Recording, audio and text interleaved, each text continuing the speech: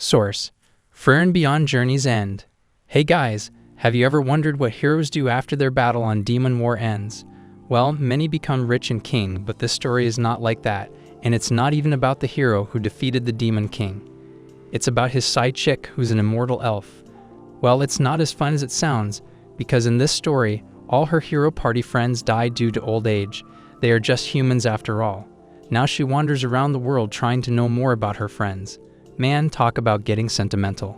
It begins with a group of adventurers returning. There, a blue-haired swordsman interrupts Frieren, the elf girl, from reading and tells her that they are about to reach the royal capital. Hyder believes that the rest of the adventurers must be celebrating their triumphant return to the city.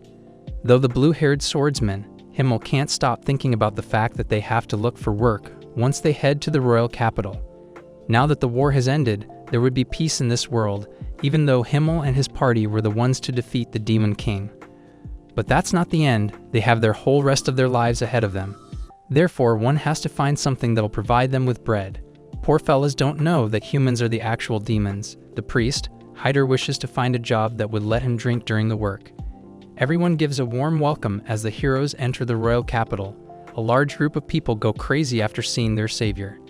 Even the king honors Himmel the hero, Isen the warrior, Hyder the priest, and Frieren the mage. He literally thanks these heroes for defeating the Demon King because due to them, this world will now enter an age of peace. Later that night, the whole village celebrates the victory along with music and fireworks. There, Himmel tells Frieren that the king plans to erect statues of them in the plaza. The group then stands together and realizes that this is the end of their adventure. They fought with demons for the past 10 years and have gone through a lot. Hyder remembers the day when they departed for the journey. Himmel and Isen were about to get executed by the king for speaking rudely. Any further misstep that day and their adventure would have come to an end before it would have begun. Moreover, Hyder used to be hungover quite often during their adventures. As they are remembering their memories, Hyder teases Frieren and reminds her of the time they were about to leave her behind when a mimic tried to eat her. After having a laugh, Himmel gets emotional and reveals that he is glad that he got to go on adventures with these people. And spending nearly a decade with these people had made attachment and understanding with each other. Moreover, the group then sees the Era meteor shower, which happens once in every 50 years. Perfect for marking the start of an era of peace. While they are gazing at the stars, Frieren spoils the mood and tells them that she knows a spot where they could see the sky more clearly. So after 50 years, she hopes that the party will have a reunion at that place, and they will gaze at the meteor shower more beautifully.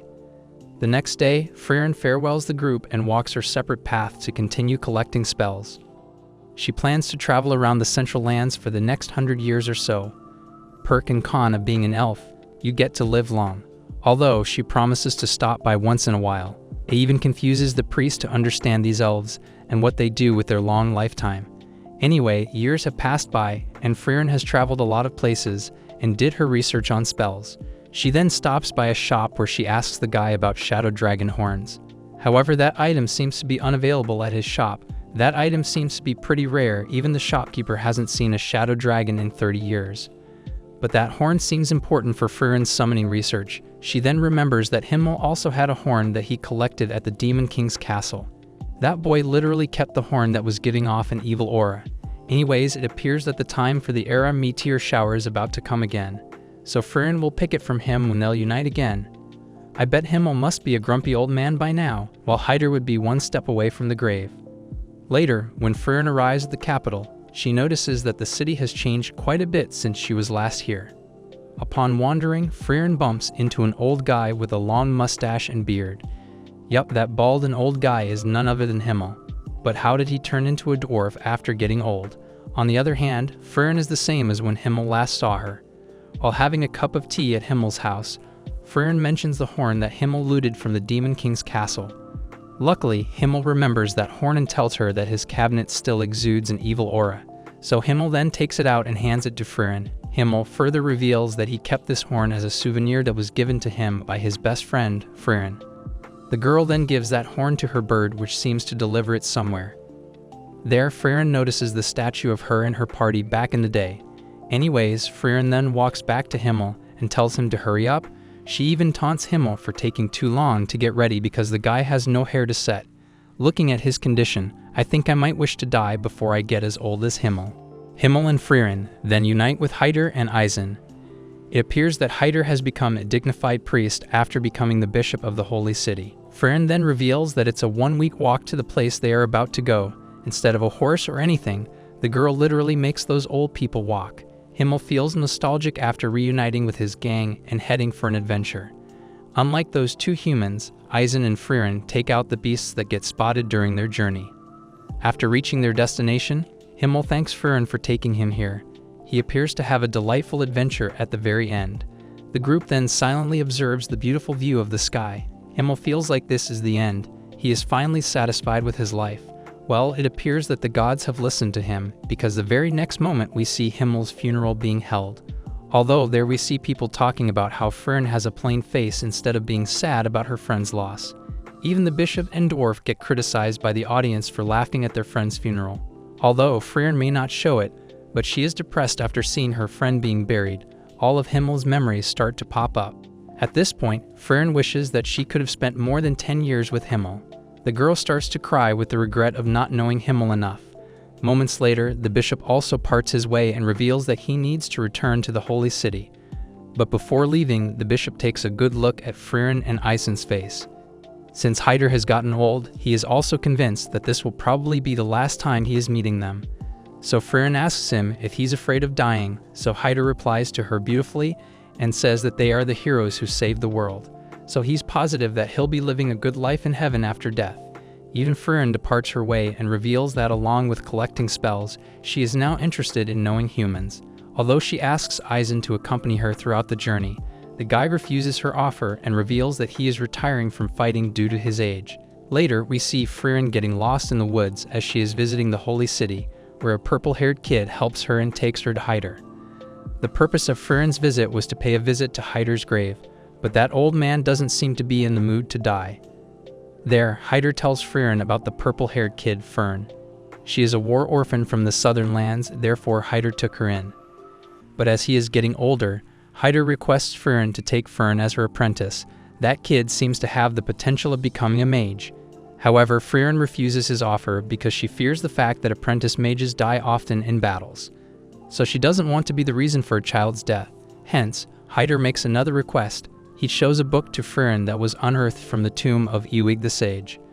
Moreover, this grimoire is said to contain lost spells of resurrection and immortality. Therefore, he wants Frieren to decipher this book, although it would take her 6 years. It confuses Frieren to see Hyder asking for immortality, because the last time she checked, the guy didn't fear death. Hence, Hyder exposes himself and reveals that he was putting on a brave face at that time. The guy has now become more scared of death than he was before. He wants to live further more years if immortality isn't possible. Hyder then asks Frieren to at least teach Fern some magic since she is here. Frieren then heads out into the woods to Fren. She reveals that finding her was quite hard because she can barely detect Fren's mana. It impresses Frieren to see the girl being able to control her mana at such an age. Fren then literally casts a spell and aims to hit the rock that's like 1 kilometer away. However, her magic seems to dissipate and doesn't reach the target. So Frieren then starts to train her. Frieren tells Fren that basically long-range magic is a combination of 3 key factors that are essential to mages. There's a certain amount of mana, the strength with which it's fired, and lastly, the level of control the mage has over it. Although Fren seems to be aware of those terms, so Frieren tells her that her magic dissipated before it could reach its target. It is actually a sign that reveals her mana and firing strength is lacking, and it's not something one can fix overnight. Regardless of her talent, it would take years to master that. Well, that demotivates the kid, so Frieren reveals that her level of control over the magic is quite high, and many people seem to have trouble with that. Hence, Frieren suggests the kid to be patient with herself. Later, after having dinner, we see Frieren studying the grimoire and making notes. Years have passed by and Frieren is still in the holy city living with Hyder as she trains Fren and works on her research. 4 years have passed by. Frieren seems impressed by the progress Fren is making. She reveals that the girl has learned more than most people do in 10 years. Lately, Fren is spending most of her time in the woods and practicing her magic. That girl has started to gain more interest in magic now, although Frieren reveals that she is still a long way from becoming a proper mage. Whereas Frieren will finish deciphering the grimoire before Fren will master the art of magic. So Frieren is afraid to say that she won't be able to train the girl to the fullest. While Frieren tells Hyder about the grimoire, the guy literally faints and falls on the ground. So Frieren puts the old man on the bed there. Hyder tells her to not get shocked by his stage. It's a miracle that he is even alive till now. I mean, true, I thought he would die before Himmel. So Frieren tells Hyder that she'll try to decipher the grimoire more quickly. She then pays a visit to Frieren, who is still practicing on her long-range attack. Frieren tells her that she needs to put a hold on her training, because Hyder has collapsed and she wants Frieren to stay by his side and look after the old man for now. However, Frieren is way too focused on hitting the rock. She doesn't seem to put a hold on her training. While the poor girl wishes to hit the rock before Hyder dies so she can prove to her old man that she finally became worthy to be called a mage. Frieren then further reveals that Hyder saved her life. After losing her parents, Frieren had no one to take care of her, therefore the girl was about to jump off a cliff. But the old man stopped her on time and told her that it would be a waste for her to die now. Hyder then told her about Himmel, how that guy was straight as an arrow and used to look after others. Hyder even wishes that Himmel would have been alive instead of him, because that guy would have saved a lot of people.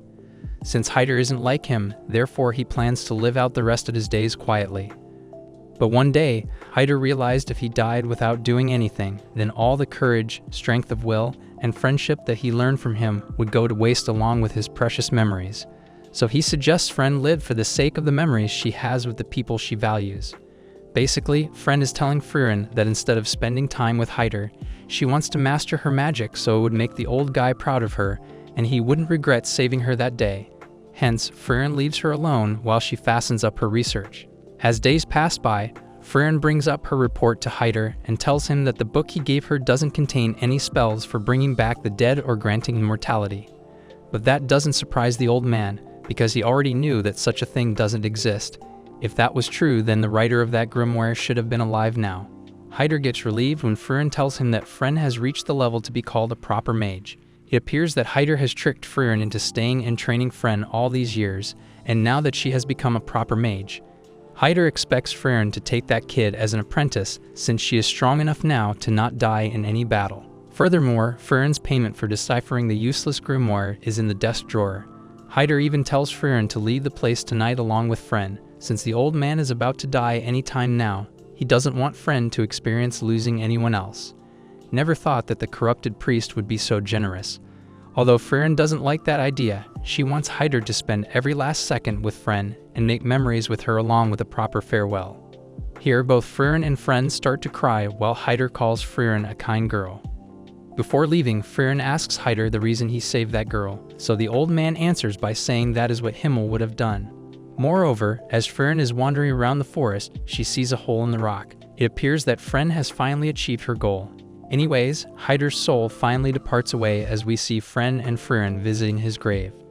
Later we see Frieren and Frieren taking up small quests and helping the villagers to earn some fortunes.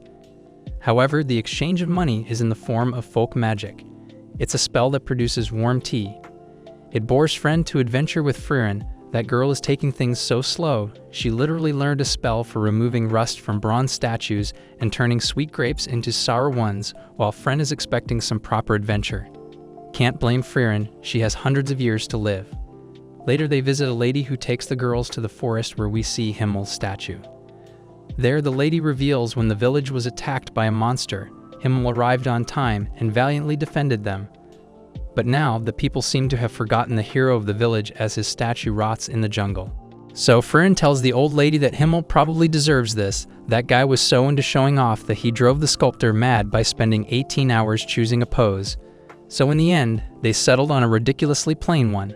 That old lady doesn't seem to recognize Frieren because she literally starts to mention the elf girl in front of her. Anyways, the girls use their magic and clean the statue. Since Himmel loves the blue moon wheat flower, Frieren decides to study on that flower so she would plant it around Himmel's statue. The old lady reveals that there used to be a field of blue moon weeds here, but they all died decades ago. So Frieren decides to wander around the forest so she might find that flower somewhere. 6 months have passed by, and yet no clue for blue moon wheat has been spotted. However, that doesn't stop Frieren from looking. She eventually decides to broaden the area to search, which low-key irritates Frieren. Poor girl thought she'd be fighting evil and all, and now she's working as a laborer. Later, Frieren literally goes to that old lady and starts complaining about how Frieren is looking for something that doesn't exist instead of saving people. So the old lady then hands a bag of seeds that are somewhat related to blue moon weed and tells Fren that both of them are right in their own place. After that, Fren hands those seeds to Fren and tells her to plant these instead of blue moon weeds. Fren immediately gets the hint and apologizes to the kid for wasting her time, so she then promises Fren to end her research soon. Although an elf soon means years. As the girls are debating with each other, a squirrel takes the bag of seeds and runs away. So the girls start to chase that squirrel. On their way, Fren suspects the fact that collecting magic spells is Fren's hobby.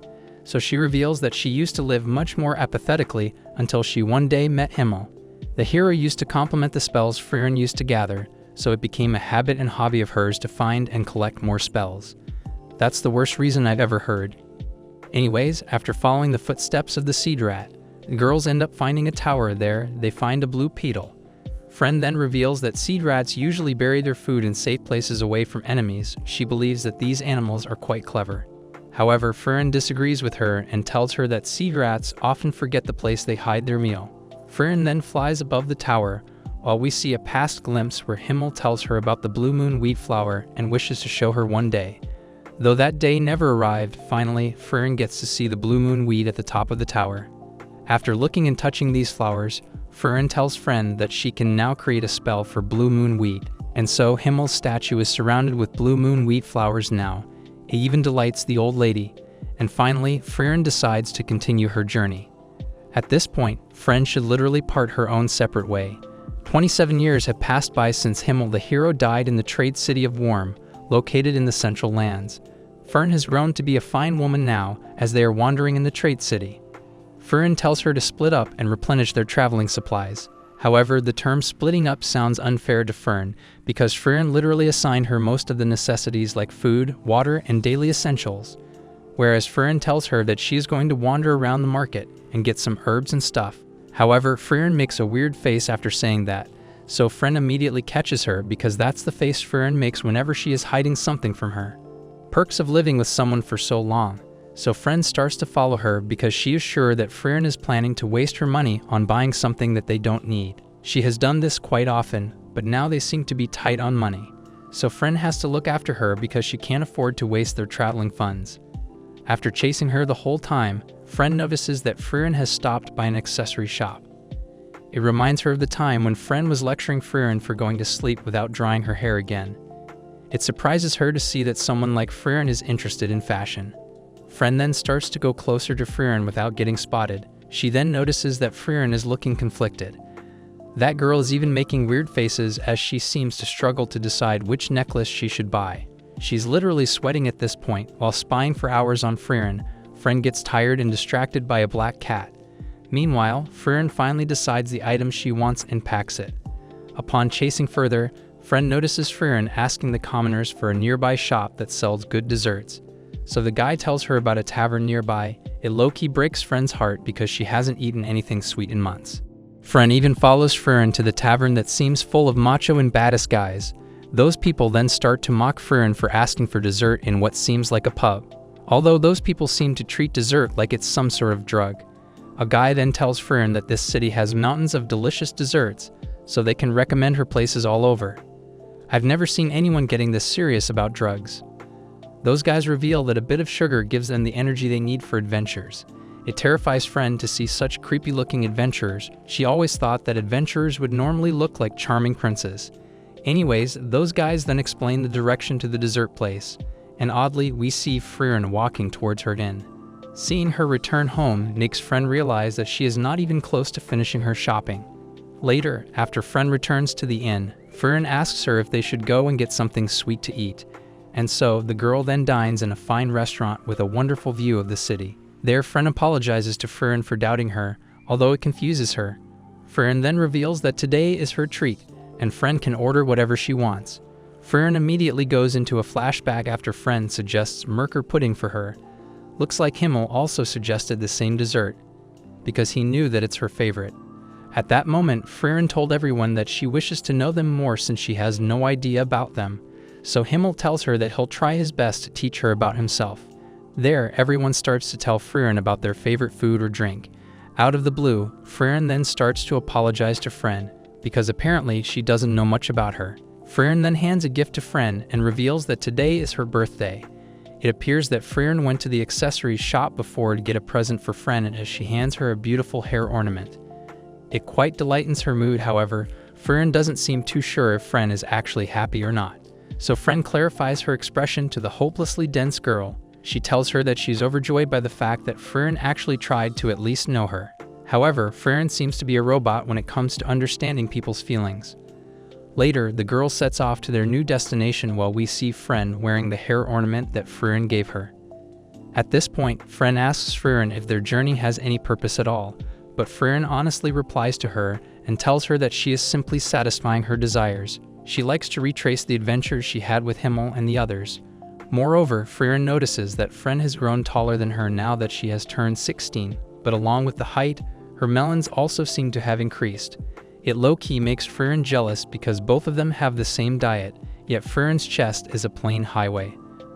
The girls then go to the Grove Forest where they spar with each other. There, Frieren tests Fren's defense magic as she attacks Fren with her magic while the girl tries to hold it. After the training, Frieren lectures Fren about how she should use her mana and cast shields in places where it is necessary. However, the impatient girl tells Frieren that instead of teaching her defensive magic, she wants to learn powerful attacks. Besides, Fren thinks that learning a single defensive spell is enough. The girls then start a small debate where Fren tells her that she is not a child anymore. As they reach the village, Frieren reveals that she's not here to collect any odd spells.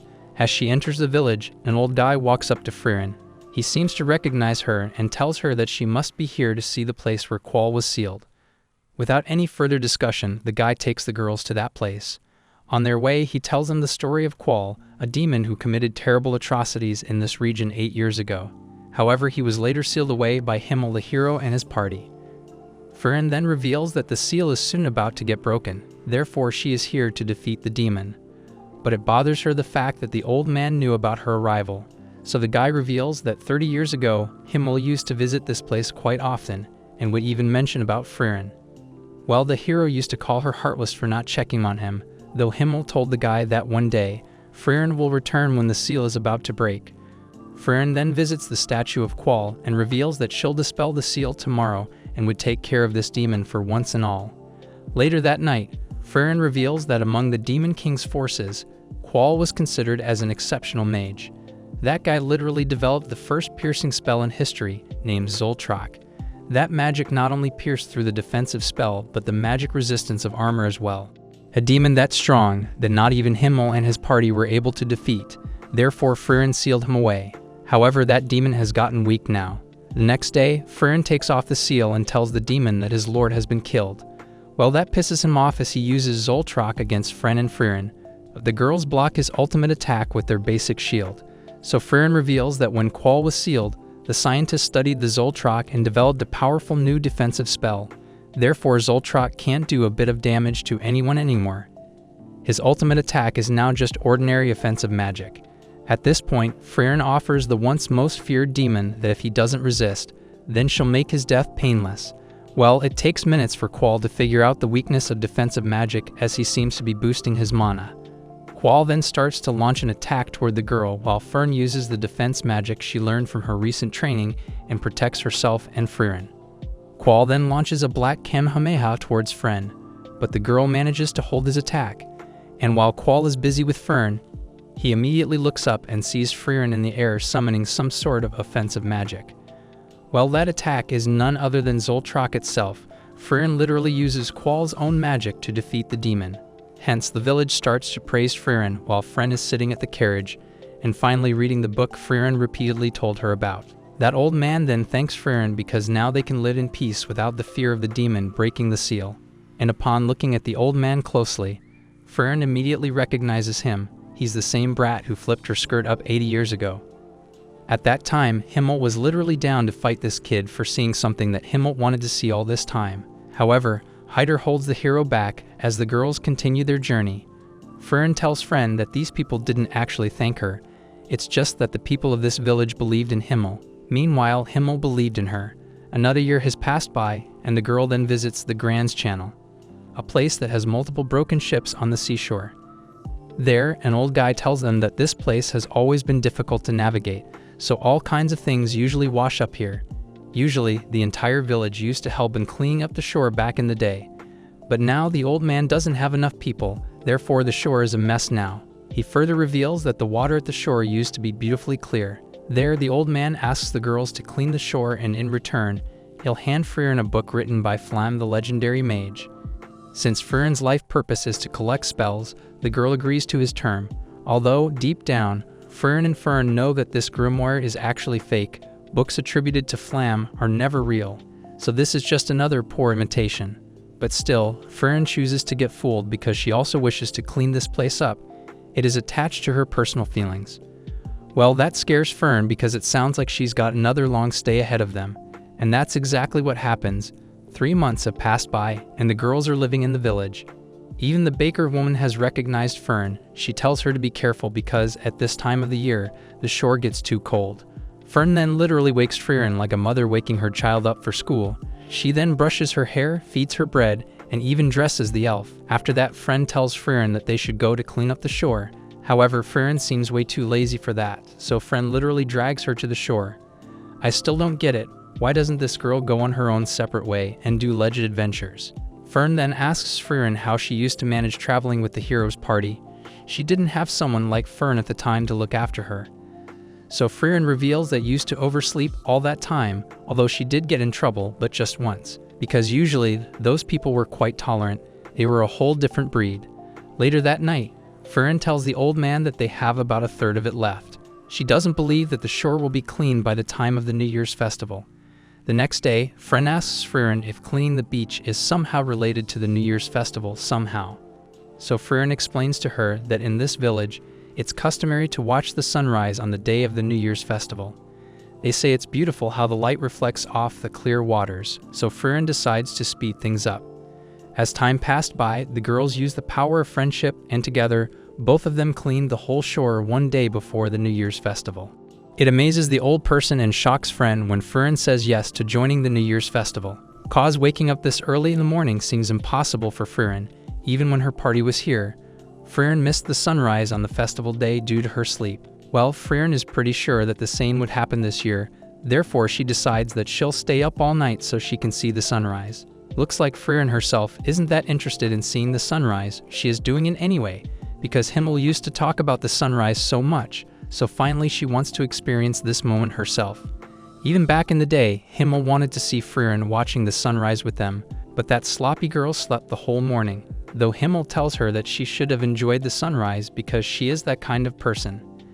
And that line struck her, however. Frieren has already slept after deciding not to. So Fren starts to wake her up, and again, with the mother's behavior, she drags Frieren to the shore where they see the sunrise. Well, Frieren doesn't find the sunrise worth the hype. She would rather sleep than be here. We then see a glimpse when the party visits Eisen's parents' grave. It surprises Eisen when Hyder starts to pray for his parents because the dwarves don't believe the term afterlife. Even Frieren is skeptical about the idea of heaven. But since current magics can't observe the souls of the dead, or else it would have proven if heaven exists or not. Whereas both of the humans don't even care if heaven exists or not, because having faith is enough. Well, we get Himmel's opinion. The priest saying that he doesn't care about heaven sounds quite suspicious. He was indeed a corrupt priest. Hyder believes that faith is everything because all those believers are doing their best to live and deserve something better than nothingness awaits them.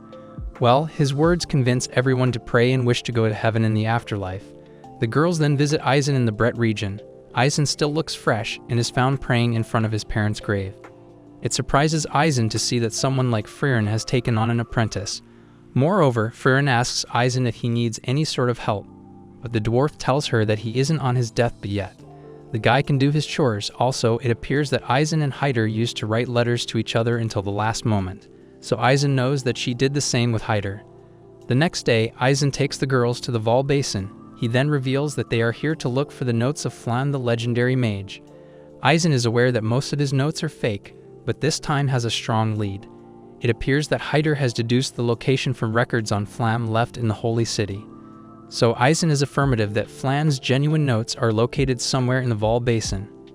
Anyway, Frieren then starts her search, although she tells Eisen that she'll fasten things up because Fren doesn't like it when things get too long. That surprises Eisen, and he tells her that she has changed, in a good way though, because the old Fern would never care about other people's time. Upon further investigating, Fern tells the group that she found a large tree to the west growing over some ruins, so the group starts to head that way. Though on their way, Fern asks Eisen the reason he decided to look for Flam's notes, so the guy replies by saying that he feels sorry for her and Himmel. Because on the day of Himmel's funeral, Fern mentions that she wishes to know Himmel better, so Eisen wants Fern to say that to Himmel's face. That's why he is trying to find Flam's note that is said to have spells for conversing with the dead. As they reach towards the tree, Fern reveals that both the tree and ruins are protected by a powerful barrier. So Fern touches the tree and goes back to flashback. It appears that the same tree was planted in front of Fern by her friend Flam.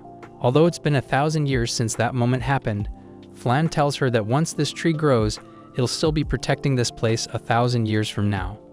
Even though she would be alive, she hopes that Fern will pass by one day and there, she'll help her. Wow, Fern is literally thousands of years old. She's literally friends with the legendary mage, Flam. Hence, the tree itself makes the way for Fern to enter where she gets her hands on Flam's notes. Turns out, Fern was actually Flam's best student. Moreover, Fern has opened the page that describes talking to the dead. It surprises Fern because that page was already opened as she entered the room. In that book, Flam also reveals that she has arrived at heaven, Aniroll, the land where souls rest. There, Flam even spoke with her friends who once fought alongside her. And so, everyone's faith in heaven increases. However, that place, Aniroll, seems to be located on the northern continent Ende, the same place where Demon King's castle is located now. Eisen then interrupts the girls and tells Fern that she needs to find that Aniroll place and talk to Himmel as his last request. Although Fern seems afraid to visit that place for now because that place seems to be freezingly cold. As they are continuing their journey, Fern falls into a heavy sleep and doesn't seem to wake up. There, Eisen asks Fern about how Fern is as a teacher, though she doesn't have a proper answer because all Fern does is drag Fern with her on a journey to know Himmel. Although throughout this journey, Fern has noticed changes in Fern, she now seems to care about Fern's feelings and even starts giving her birthday presents. Because usually, she had an uninteresting trait. Eisen then remembers the time Fern was departing her way. There she found an apprentice as a waste of time who would die eventually. Anyways, the girls then drop Eisen to his home, where he instructs the girls the way to Ende. Although Eisen mentions to Fern that it's going to be a long journey, it took them 10 years when they were heading out to defeat the Demon King. But that time they had monsters to distract them, not it must be a clear path. We then see a glimpse of the past where MC tells Eisen that her adventure with Himmel and the party was not even 1/100th of her life, so having an apprentice would mean nothing to her. Now back to the present, Eisen laughs at MC, because after 1/100th of her life she finally changed. MC then says farewell to the dwarf and so, the duo walks away. There Fern tells MC that she actually has spent half of her life with her, and now they are planning to go on an adventure that will last probably 10 years. Therefore, MC simply smirks at Fern and tells her that there is going to be even more than that from now on. We then see a glimpse where Hyder explains to Fern that from now on, she has to listen carefully to whatever MC tells her to do. And she should always be a good girl. Moreover, the guy even threatens Fern that if she doesn't listen to MC, then he will haunt her after he dies. Actually, she might now disobey MC after what Hyder said, so she could see her old man. She literally tells Hyder that if she turns out to be a bad girl, Hyder will pay a visit to her. Such a comeback shocks the old man as he realizes that Fern has grown into a clever girl, although he asks her about who taught her to act like that. Hence, Hyder takes back his words and tells Fern that he might be willing to visit her sometimes if she behaves well with MC. And so, Fern's eyes open as MC tells her that they are about to reach the Will Region village. As the girls are walking in the peaceful village, a woman stops them and asks them if they are planning to head towards the mountain pass because she would highly recommend them to walk back. Apparently, people have begun to go missing these days. Although this time, the enemy is not a monster. Rumor has it that some sort of ghosts are taking these humans away.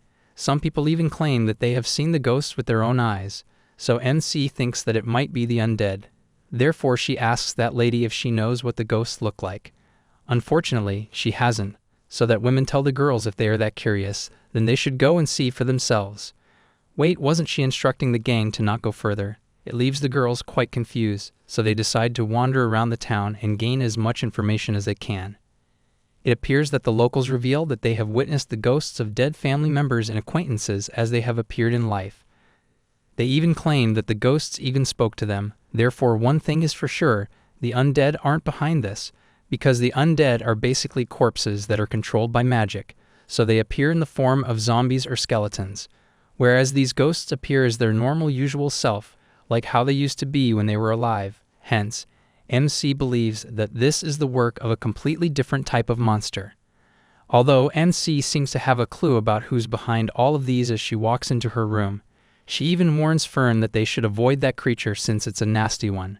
So she decides to leave this village the first thing in the morning. Fern literally then reminds MC that she is the hero, therefore she has to help the villagers instead of running away. Well, that reminds MC about her past, because right now, Fren literally sounded like what Himmel and the others would say. And without hesitating, Fren tells MC that she is actually a good girl, unlike MC. And that line hits MC as she gets convinced to stay and help the villagers. Besides, they will be traveling through the mountain pass either way, so the next day the girls continue their journey, and later they stop at the place where the villagers have been disappearing recently. That place seems to give lots of clues. Fren even senses signs of magic use here. She feels like someone is using illusion magic here. And she read in a book on magical ecology that reveals about a monster that uses illusions to lure prey. MC then explains that the name of the monster is Einsam. It's an especially crafty and greedy monster that only consumes humans. Basically, it shows people phantoms of the dead to lure them in, and the illusions are of people who are dear to prey. Although Einsam's illusions aren't considered a threat to mages, the illusions get easily dispersed by the high-density mana of such offensive magic. Fren thinks all of her problems are solved now because all she has to do is to shoot the phantoms of the dead. Besides, she knows that those phantoms are fake. There, MC interrupts her and tells her about the time when she had to shoot a phantom of her master begging for her life. But in her case, MC was simply used to hearing her beg for her life, therefore she didn't feel particularly guilty about it. But it didn't feel good either way. Wait till the phantom takes Himmel's appearance. Let's see if she'll keep her cool or not. That confuses Fren, and she asks MC what does it mean that you were accustomed to hearing her beg for her life. Anyways, the further they are getting inside the forest, the more misty it's becoming.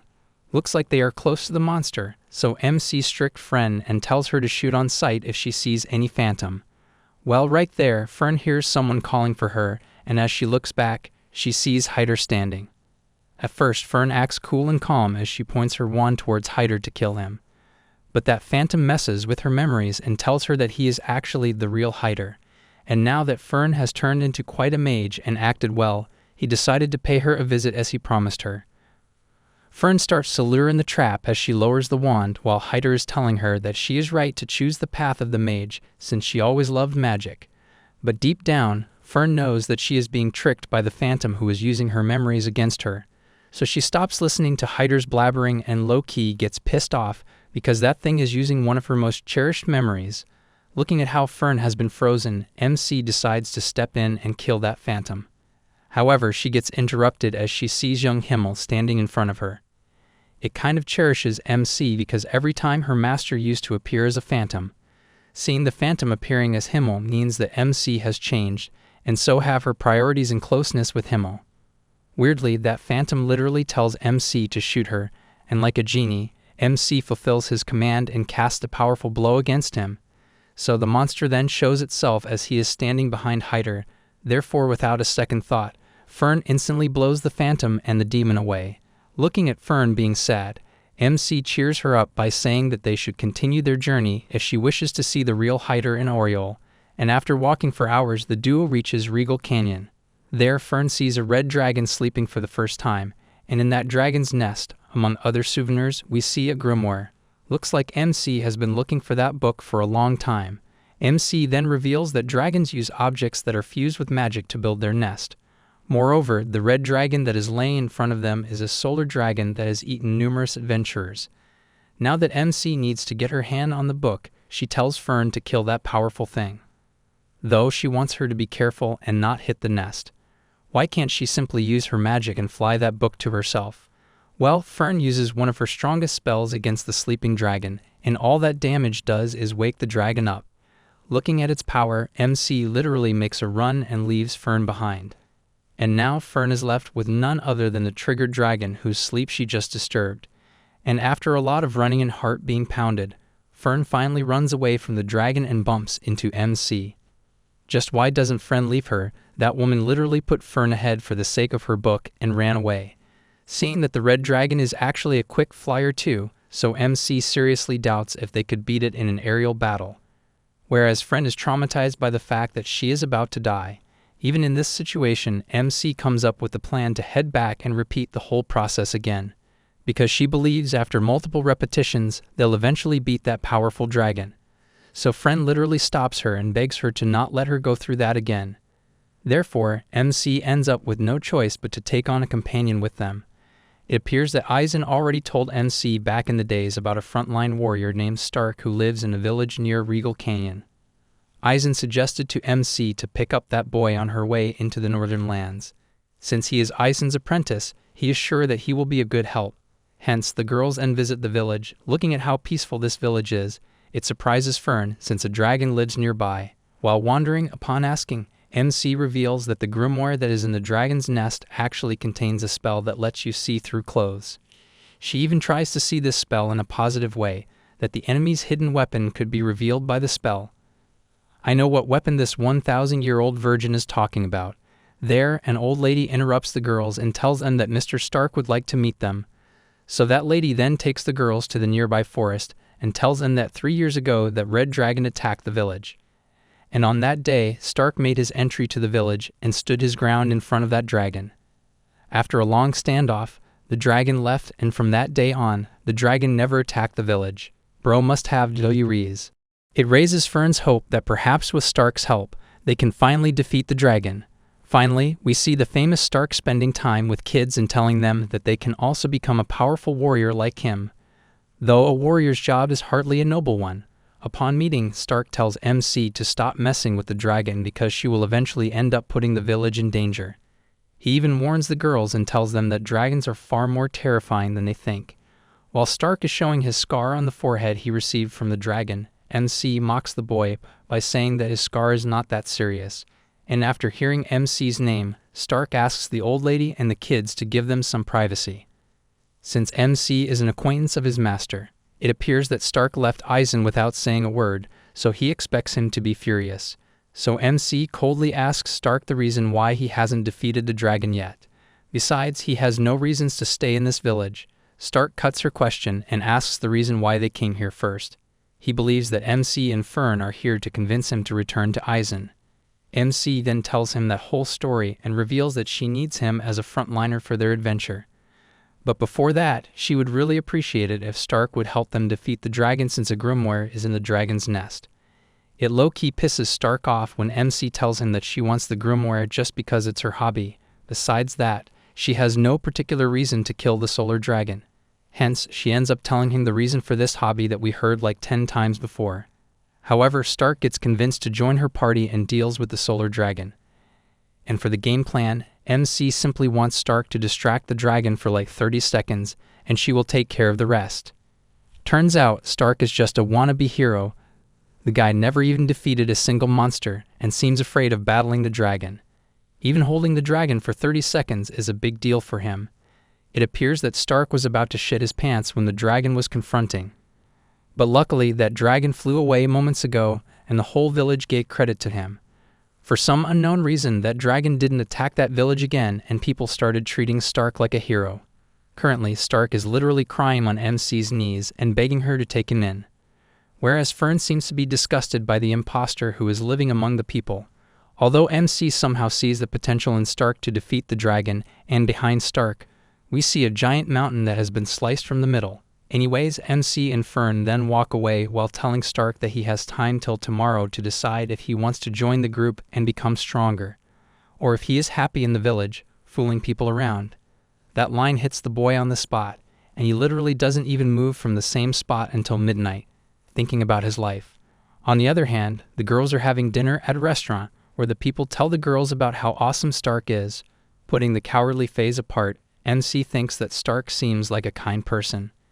Because even Fern was scared when she first encountered a monster, so MC thinks that it is normal for newbies to be cowardly. though it makes Fern curious about the fact that the dragon didn't attack the village after seeing Stark. We then hear loud bangings, so MC reveals that it's probably Stark. So she asks Fern to check that guy out while she goes to sleep. Another glimpse is then shown where Eisen is telling MC about how Stark ran away when monsters attacked his hometown. And he somehow reminds Eisen of his past. That's why he took that boy in and taught him everything he knew. Therefore, Stark has a lot of potential. All he has to do is get rid of his cowardness. And as Fern walks out to Stark, she notices that the boy is literally expanding the crack on the mountain with his powerful attacks. It surprises Fern as she realizes that this fissure was left by Stark's training. However, Fern doesn't understand the purpose of Stark's training because the guy is literally scared of fighting the dragon. There, Stark explains about the time when he first visited this village. Everyone here used to wear grim expressions and lived in fear of the dragon. But those same people are smiling happily. Even though Stark has no actual role in this, the people still see him as a hero who stopped the dragon. Therefore, Stark doesn't want to mess with the dragon. If somehow he triggered the dragon, then everyone's life would be at stake. So Fern then asks Stark what would he do if the dragon ever changed its mind and suddenly attacked the village. Surprisingly, even Stark doesn't know what he'll do. Maybe he would stay and defend the village, or maybe he'd run away in that situation. Furthermore, Stark reveals that the scar on his forehead was actually given by Eisen and not a monster.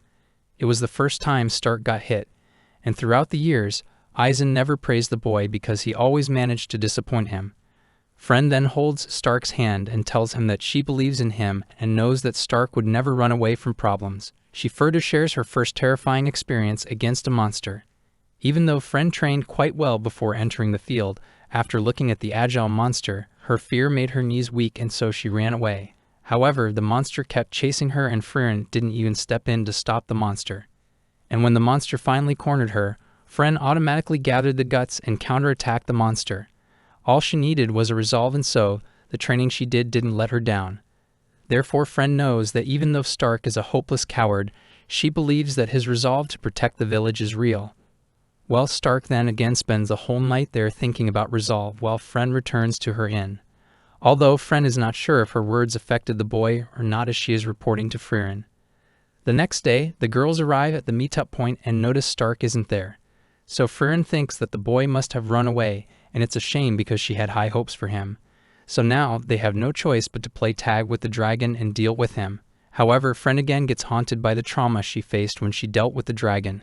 Therefore, she literally sticks to a tree and refuses to be the bait again. And that's where Stark makes his appearance and tells Fern that he is down to distract the dragon for 30 seconds.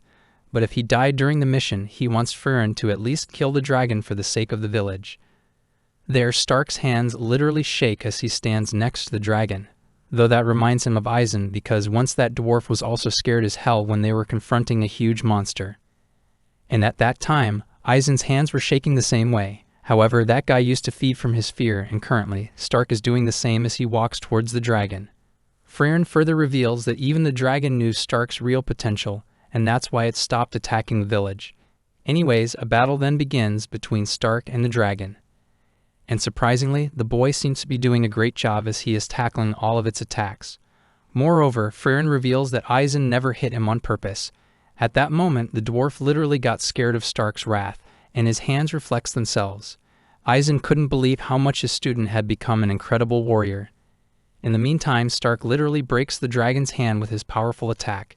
Then the boy hits the dragon so bad in midair that it falls right onto the ground. As planned, Fern was supposed to make the final hit, but surprisingly, Fern stops her and lets Stark deal with the dragon alone. So Stark starts to shout at the girls for setting him up and leaving him alone to fight the dragon. But that is where Fern reveals that the dragon is already dead. Even Stark can't believe that he killed the dragon alone, and so Fern praises the boy for his work and straight up rushes to the treasure and begins to collect various grimoire. Stark then reveals that Eisen once mentioned that due to Fern, their adventure was one of the most ridiculous but fun adventures to ever exist. And now that the dragon is defeated, Stark has no purpose left in the village. Therefore, he decides to join Fern's group as he bids farewell to the villagers. Later, we see Fern teaching Fern the magic of seeing beneath clothes in the forest. Yup, they faced one of the most dangerous creatures for this spell. Fern then looks at Stark's pants and reveals that she saw something small there. However, Frieren also offers Stark to return to Isen if he wants to. But the boy declines her offer and says that he feels like going on a ridiculous journey. The group then reaches the fortress city of Wall. At the door, the guard tells them that currently, monsters are active in the northern lands.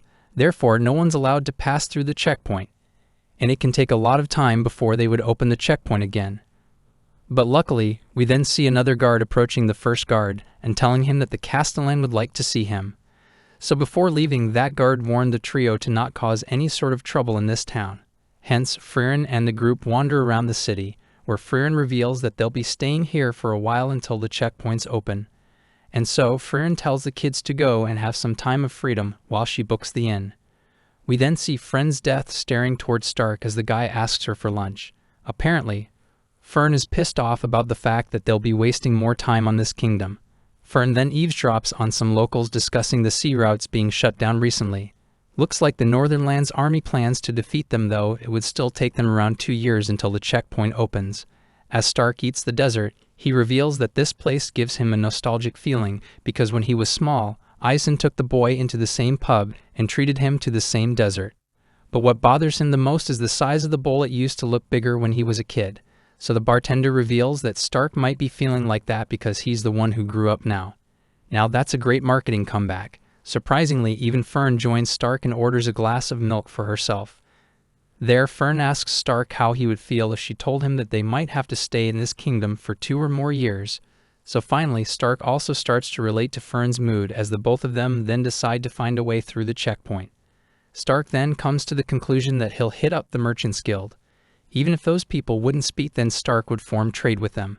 But it was revealed that trade has been shut down completely due to the disaster.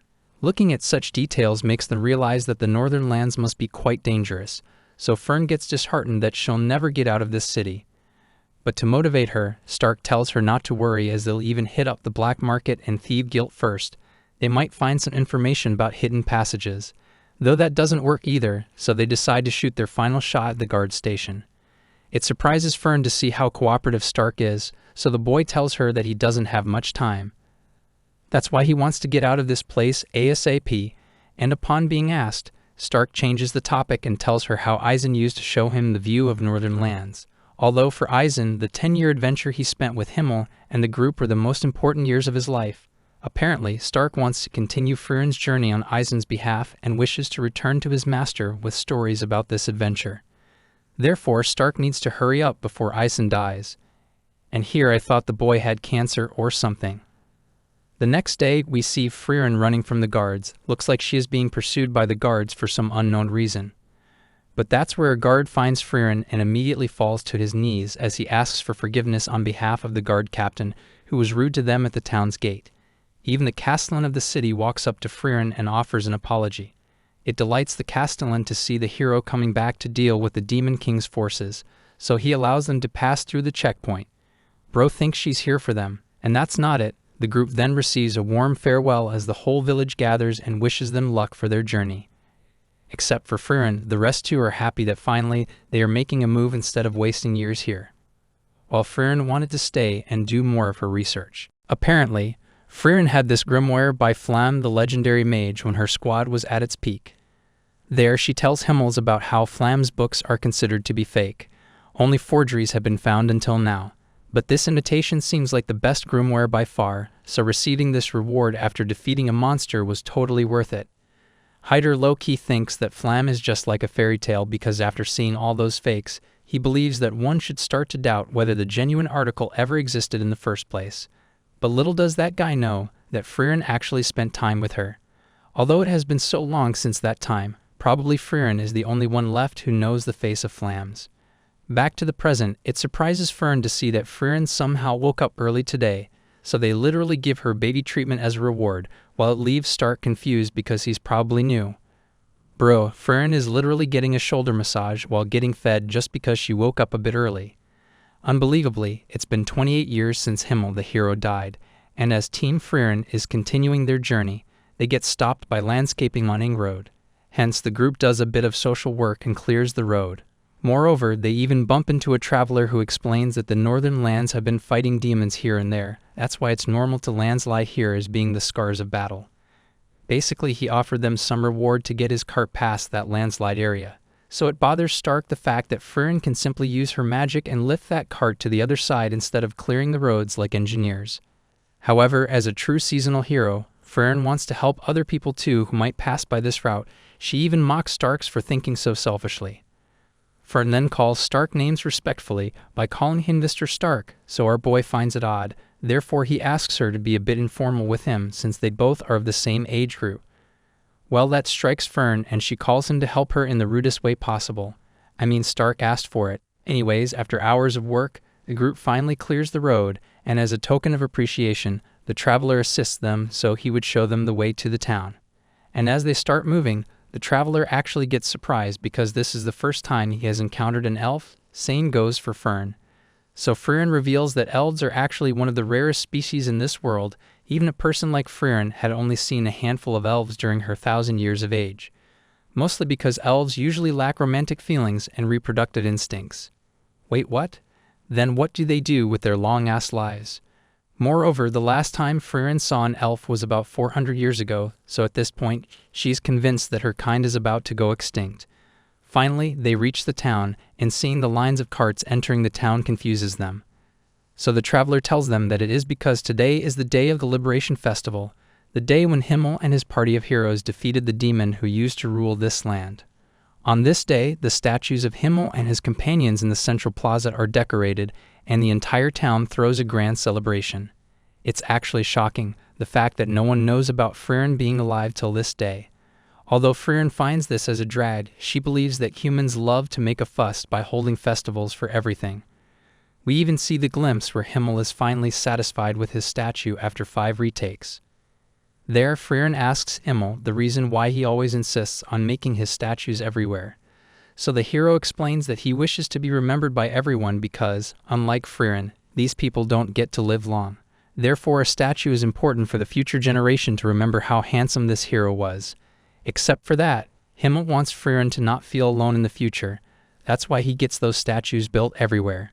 Anyways, the group then spends the night in the town and takes a tour of the boring festival. Ironically, that traveler does mention the fact that Frieren somehow looks a lot like the elf girl's statue. And the very next day, they continue their journey.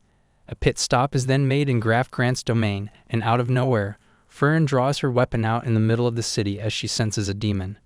Turns out, a demon is literally walking freely around the town with Graf Granat, and when Frieren aims to take him out, the guards stop her. There, Graf Granat clarifies himself that he indeed does wish the demon, Lord Lugner, to be dear. However, he's not fool enough to openly attack peace envoys. Although it impresses Lugner to see how Frieren is looking straight into his eyes fearlessly, like he is some sort of wild beast. Anyways, the guards then literally imprison Frieren for an actual 3 years. Later, Frieren and Starks visit Frieren, and it appears being caged for 3 years isn't a big deal for her. She asks Frieren to bring her grimoire so she can kill time. She should start reconsidering the fact that Stark and Frieren don't have thousands of years to live. Frieren then mentions the aura of Guillotine, a girl who was one of the 7 sages of destruction who once served the Demon King. And while fighting Frieren, Aura lost most of her followers against her and went missing. Well, it turns out, Aura regained her power 28 years ago. Since then the war has been ongoing. But in this modern era, even the demon is done with this fruitless fighting, so they are suing for peace now. That's why they were allowed to roam around the town as envoys. Though Frieren is some sort of racist because she thinks negotiating with the demons is a waste of time because in the end, demons are man-eating monsters. I'm low-key taking Frieren's side regarding her years of experience, but even Starks believes in revolution. It appears back in the day, a villager made that mistake and actually saved a demon child from getting slaughtered that ate one of the villager's children. He believed that slaughtering kids would make no difference between demons and humans. Besides, it's not like a demon would die if he didn't eat a human. Even Himmel became soft when it came to slaughtering her, although Frieren was down to kill that kid and even hinted to Himmel that he'd regret it one day. But the hero totally ignored her. Besides, they'll be staying for a while, so he is interested to see how this experiment works. Anyways, the guy that saved the demon, the village chief, then adopts the child and raises it like his own daughter that he has. Not gonna lie, things start to run out smoothly until one day, she kills the chief and burns his house down while taking his daughter. She hands it to the lady whose daughter this demon ate before to call it even. And just like that, both Himmel and Friren's belief in the demons fade away as Friren finishes the demon off, although it bothers Friren by the fact that the demon said the word mom before dying. Because usually, these creatures don't have the concept of family, they simply give birth and abandon their child, but before dying that demon reveals that she uses that word to gain sympathy from humans. Friren then tells Fern that demons are descended from monsters who cry for help from the shadows to lure humans to them. Therefore, she knows that demons only sweet talk to lure humans because those creatures can never stop eating man, hence the word peace doesn't mean a thing to them. The next day, as Graf Granite is late, Lugner tells Lenny that he is actually curious about the mage that tried to attack him. He feels like he has seen her face somewhere before. Besides, he thinks that Friren is the only one in this town who understands the true nature of demons. Meanwhile, Graf takes Lugner and his mates to his son's room and talks about how his son was always excited to take over the family and let his father rest. He even shows his son's sword that His Majesty gave him when he fought in his presence. However, his son was killed in battle against Aura 10 years ago. Graf then points the sword at Lugner and tells him that he never even got to see his kid's body, only his sword came home. His guards then walk in, and as expected, Graf reveals that the purpose of inviting Lugner over was to simply avenge his son's death. Making peace with the demons means nothing to him. Yeah, now we are talking. Meanwhile, Lugner is too calm for a person who is surrounded by guards and reveals that Graf kept this room clear like how it used to be when his son was alive. Just like how Lugner has kept his father's room the same after Graf killed him. So it's basically even, and he wishes to create a truce instead of shedding unnecessary blood. Just like that, Graf gets emotional and draws his sword down as he tells the guards to show them the guest room. And while going to that room, Lenny asks Lugner what father means, and surprisingly, even Lugner has no idea of that term. Later while discussing, Lugner explains that he basically finds Graf as an empathetic man, so he plans to win him over so they would emotionally convince Graf into lowering the walls in the name of peace, and that's where Aura's forces will raise this town. Lugner then asks Lenny about Drought, so she reveals that he was off to eliminate an obstacle. In the very next moment, we see Drought entering the prison as he beheads the guard with a single flinch. The guy then straight up walks to Friren and tells her that he is here to kill her after introducing himself as one of Aura's executioners. Apparently, Drought believes that Friren is only the obstacle that is on their way, so if he kills her, then there is nothing stopping them from taking over this town easily. Before the fight begins, Friren warns Drought that she is actually stronger than Aura, the guillotine herself. However, Drought feels like she's simply bluffing. The guy then literally grabs Friren by the head with his thread as he lifts her. Although it interests Friren the fact that Drought can use magical wire, apparently that wire isn't even touching Friren's skin. The girl had saved herself from decapitation by concentrating the mana around her neck and creating a visible layer as a shield, and that is enough to convince Drought the fact that Friren is a level-headed mage. However, Drought reveals that his wife is considered as the strongest demonkind spell, therefore humanity's magic doesn't stand a chance against it. Now that I think of it, does Friren belong as humanity or not? I mean, she isn't a human after all. Never mind that, Drought then adds more force and intends to cut Friren's neck and her mana. Even Friren agrees to Drought to cheer him up by saying she doubts she can do anything about this wire. She then mocks Drought and calls him hopeless for thinking that he can win against her with some wires. The girl literally slices Drought's arm with a single wave, and when Drought couldn't get the hint, and tries to attack her again with his one arm, Friren lends a hand and makes Drought fold as she rips that one too. And before Drought would even bother to try to convince her of mercy by talking, the girl simply finished him off. Now that one of them is dead, Friren plans to eliminate the remaining ones in hopes that Graf will pardon her for this after he gets the report.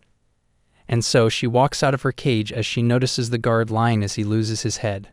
On the other hand, both Stark and Fern are having a good time trying and enjoying junk food. Stark then tells Fern that his master once said that any town that serves delicious food is considered as a good and peaceful town. So looking at this town, the boy agrees with it. Anyway, finally, Fern realizes that their master is literally in prison, so the girl quickly ends her meal and tells Stark that they should start a petition to release Fern and talk to Graf Granite about it. Stark's face is clearly telling that the boy doesn't give a damn. I mean, look at him, he's gobbling all that food up. Fern also seems worried because she knows that it is only a matter of time until harm comes to this town, so only Friren is this town's last hope against the demons. Starks also reveals that he doesn't stand a chance against Lugner and the time when Friren was taken down by the guards. Lugner was totally focused on Frieren and not them because he knew he could kill him and Fern anytime. That scenario actually scared the crap out of Stark. His hands haven't stopped shaking even now. Meanwhile, Linny reports to Lugner that she can't sense Drought's magic anymore, hence, there is no doubt that he must be dead. While these two are discussing, Graf and his men enter Lugner's room and tell him that the mage he captured had escaped and even beheaded the soldier that was guarding her cell. Just what is wrong with this emotionally retarded guy? Bro is reporting to the demon like he is his king. Lugner then offers his assistance in finding that mage back since Linny is skilled at locating magic. But Graf refuses his proposal and asks Lugner about his missing man. But the demon tells him to not worry because Draught is in privy and will be back soon. There, Graf again surrounds Lugner and Linny with his guards and tells him that he isn't that much of a fool. Even though Frieren is a skilled mage, that girl understands the seriousness of killing a guard since she previously allowed his guards to seize her without a fight. Hence, after drawing the swords out, Graf again asks Lugner about his missing man. So now Lugner has no option. The guy bites his hand and pours out his blood, and the same blood that Gifts Drop beheads all the guards in an instant. Bro is a bloodbender. The fight between Lugner and Graf then begins. At this point, Lugner is low-key disappointed at Draught for ruining everything. But part of him is bored of playing the peacemaker role. Moreover, Lugner then intentionally draws his blood out by pinching his fingers on the sword and later uses that blood and stab Graf in the stomach. However, Lugner doesn't plan to kill Draught because he expects him to help them in removing the town's defensive barrier.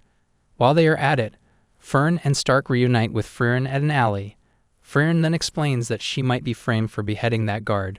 That's why she plans to run away from this town. At first, they both try to stop Frieren and ask her to protect this town. Stark believes that he isn't strong enough to deal with those two, so Frieren mocks him and tells him that it doesn't mean that they won't even bother fighting them. Besides, Frieren believes these two are stronger than them, therefore she wants them to handle this on their own. So Fern and Stark get their confidence boosted and head towards the enemy, while Frieren senses Aura and her army standing around 10 kilometers away from this town. Moreover, she's sure that Aura is currently observing her, although Frieren hates fighting against strong opponents, and that gives her more reason to finish such opponents more quickly. Is it me, or Frieren is finally making up for her reputation? Later that night, Stark and Fern sneak inside the castle, and surprisingly, the main palace looks oddly quiet. In the meantime, we see Lugner dramatically looking at the moon, while Linny is standing right next to Graf, who is tied up to a chair. There, Lugner tells Graf that he loves magic just as Quall. The Elder Sage of Corruption spent most of his life in developing a killing spell. I mean that bro was annihilated pretty badly. Basically, according to Lugner, the demons dedicate their entire long-ass life to research a single kind of magic and develop it year by year. So after 10 years, Lugner believes that the demons' magic will be even greater and they'll become unstoppable. But what bothers him the most is the fact that Flam, the legendary mage's defensive barrier, has yet prevented demons from invading and protecting this town to this day. And while Fern is looking at the magic barrier, she remembers the time when she was roaming around with Flam, and in the snowy weather, Flam once saw a poor plant floating here and there, so the mage summoned a magic barrier and prevented the wind from blowing that plant away. So sometimes a spell cast by a genius 1,000 years ago can outmatch spells of the present. Though Lugner despises such geniuses because he believes that such people lack the beauty of accumulated effort. It's no use casting pearls before swine. Anyways, it appears that the House Granite has been entrusted with maintaining the barriers for generations since he allowed Lugner and his crew to enter this town. Therefore, he can even let Aura's army enter this town too, so he wants Graf to teach him the trick. Although he gives Graf some time to think about it, or else he would be left with no option but to use torture against him. After leaving Graf alone, Lugner tells Linny that there must be a grimoire related to the barrier somewhere nearby.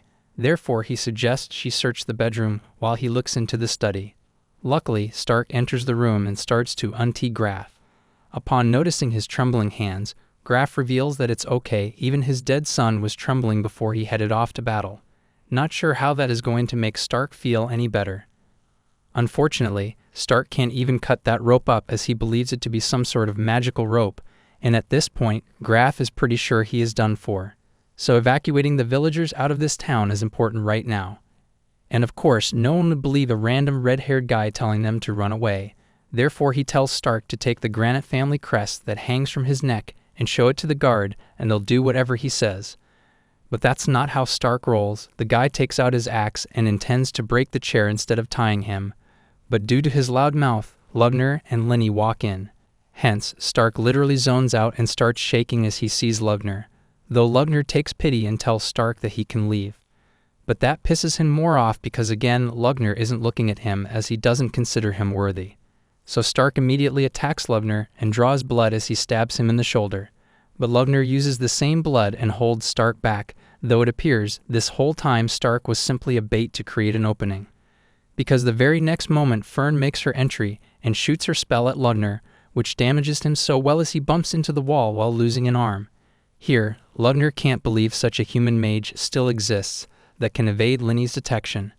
Well, basically, Lenny sucks. Lenny then tries to step in, but Lugner stops her. And upon asking, Fern tells him that she just used Zoltrak. But Lugner can't believe it because around half a century ago, the Demon King overcame that spell. While having this small talk, Fern gets the hint that Lugner is trying to buy time as he is slowly healing. However, Fern isn't here to fight. They simply take Graf and run away since that guy is in critical condition, so they can't waste time here.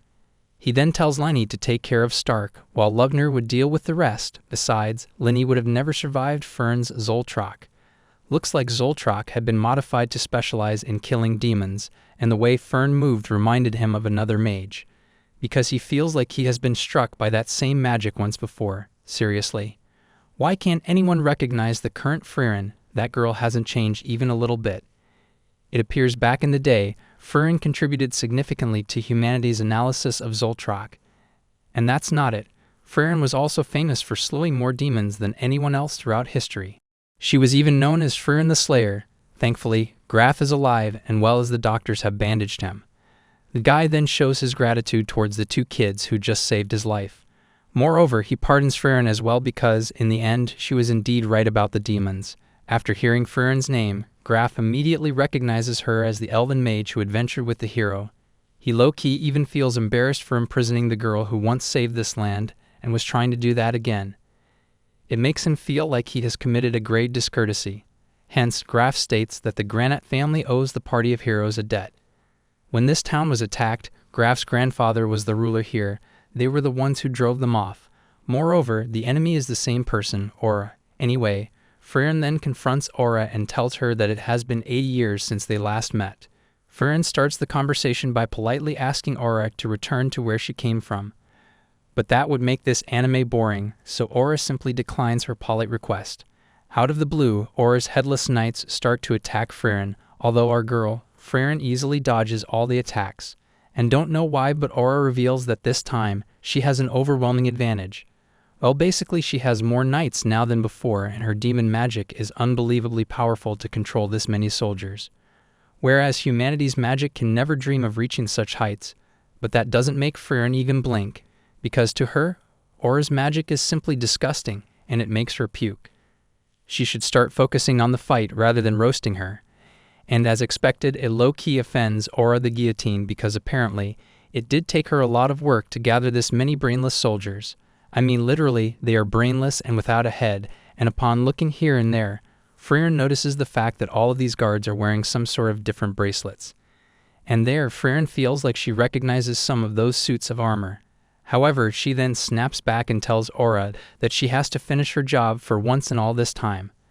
There, Aura shows her the weight scale, according to Graf. Aura's magic allows her to force others to obey her will. She places her own soul and that of her target on the scales as she weighs the magnitude of their mana against each other. In simplest terms, the one with greater mana gains control of the other. That's Aura's magic. However, the weak ones turn into a puppet for all eternity until their body withers to dust.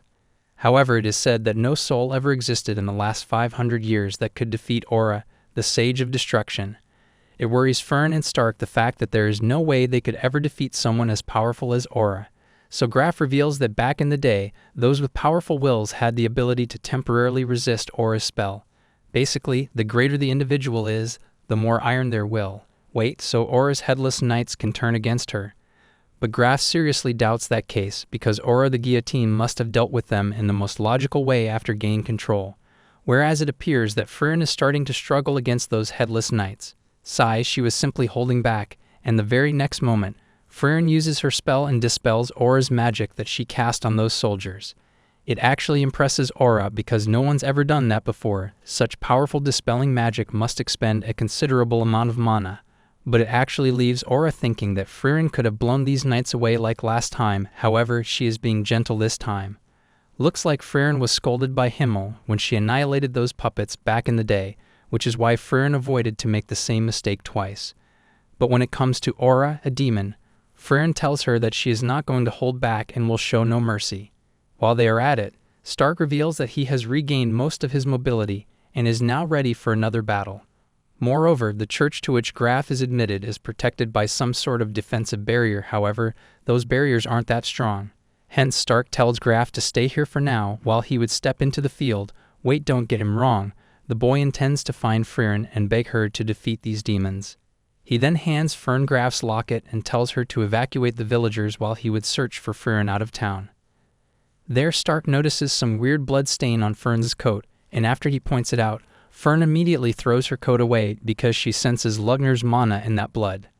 However, it's too late now, because there are some blood drops on Stark's coat too that throw Fern towards the wall while Lenny jumps out of nowhere and starts attacking Stark. It actually confuses the boy, because Lenny just used one of Eisen's techniques and is even using an axe. Poor Fern is brutally stabbed on her shoulder as she is hanging on the wall, while Lugnar tells her that he didn't intend to make her suffer. He basically aimed for the heart and nest.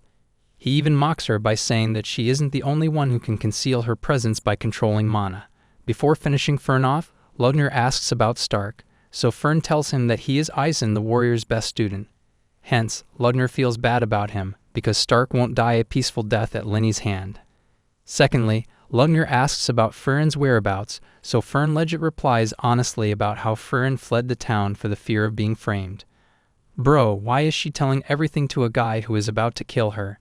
However, Lugnar finds it hard to believe. The guy then continues to talk about how Frieren hates demons while Fern is looking at her wand. He even comes to the conclusion that Frieren must have gone to face Aura, but before he realizes it, Fern immediately breaks her grip and checkmates Lugnar from behind as she points her staff toward him. At this point, Fern understands that Lugnar is actually a proud and arrogant person. He didn't intend to kill her in the first place. The guy wanted to take revenge on the surprise attack. He still doesn't see anyone except Frieren as a threat, even though at this distance, Fern is confident that she can blast a hole in Lugnar's body. But the demon makes it clear that Fern's head will be chopped off before her attack would land. He's basically going so easy on these kids. It reminds her of the time when Frieren straight up told Fern that she can never catch up to her magic skills since Frieren has been living for an eternity. But that only applies to mana and technique. Frieren has noticed the fact that Fern actually fires off spells faster than her. Hence, Fern tries to give it a shot against Lugnar, and within an instant, they both land their attacks. Luckily, they both dodge each other's attack, and it leaves Lugnar shocked after seeing Fern's incredible speed. But it reveals Lugnar's weak point, which is his heart. Hence, Lugnar gets serious against Fern. Though it looks like Lenny's and Stark's battle is about to an end, as we see the boy lying down by the tree while Lenny ignores him and starts spectating Lugnar's fight. While Stark finds that pretty disrespecting as he stands up. However, it looks like the tables have turned because Fern is calmly fighting and giving Lugnar a hard time, yet that arrogant guy still finds himself far more stronger than her. Except for the speed part, basically, Lugnar plans to exhaust Fern's mana out. But that plan doesn't seem to work either, therefore he asks Lenny to hurry up and finish Stark so she can help him. It low-key bothers Lenny the fact that this whole time, Stark keeps fighting defensively. It starts to look like he is buying time for something, but she doesn't mind at all, as long as she gets to kill him. As they are further fighting, Lenny actually manages to stab her axe near Stark's eye, and is about to blind him. Okay, now he should start doing something. Stark then asks Lenny how is she using Eisen's techniques, so the girl reveals that she is skilled at reading mana. She basically memorizes the flow of mana inside a person when they move and imitates their movements. Anyways, an immense battle then begins, and Lenny Legit starts to fight with every fighting style and weapon she has adapted. But most of the time, Lenny explains that she is imitating the movement of Eisen the warrior against Stark. By far, Stark is getting annihilated by Lenny, who knocks the hell out of him as she stabs him by the shoulder instead of finishing him off. Lenny leaves Stark and heads towards Lugnar to lend him a hand. This scenario actually reminds Stark about the time when he was training with Aizen. Even in that time, Stark believed that there was no way he could defeat the legendary Aizen, and he low-key agrees to that. However, Aizen tells him the secret of defeating powerful opponents. He basically tells the kid to keep getting back up and hitting them, because for warriors, whoever's still standing at the end is the winner. And with that motivation, Stark again gets up with the belief in his master's logic. It actually pisses Linny off, and she suggests Stark to stay down before he would get himself killed, so Stark mocks her and tells her that his master's blows were usually heavier. Hence, Linny has had enough. She plans to finish Stark off with her final hit, and while Lugner and Fern are busy with their magical fight, Stark immediately pushes a wide swing attack with no regard for defense. So Linny easily dodges his attack and stabs him in the guts. However, Stark reveals that this was his plan after all. And now that Linny is trapped, Stark uses the lightning strike and cuts Linny in half, resulting in an immediate death. Looking at Linny's death catches Lugner's attention, and that's where Fern finishes him off too, as she shoots Zoltrak towards Lugner's heart. It then cuts to a high-budget videography where Fern is roaming around the forest peacefully. But she is not alone. The one assisting her is actually the one and only Flam. There, these two start arguing about whether Fern pulled a dirty move or not. So Flam asks Fern if she remembers Basalt the demon's last words. But since Fern doesn't give a damn about the words that are coming out of a demon's mouth to deceive humans, she does not remember it. Even Flam agrees with this concept of Fern and believes that the so-called demons always play dirty tricks, and to defeat them, we have to play even more dirtier tricks. And if that is what it takes to kill them, then Flam reveals that she will gladly accept a bad reputation. Thank goodness, I thought Flam would be one of those people who would believe in revolution. Anyways, back to the present, Lugner is on his urge of death. He cannot believe that he is about to die because of a mere human child.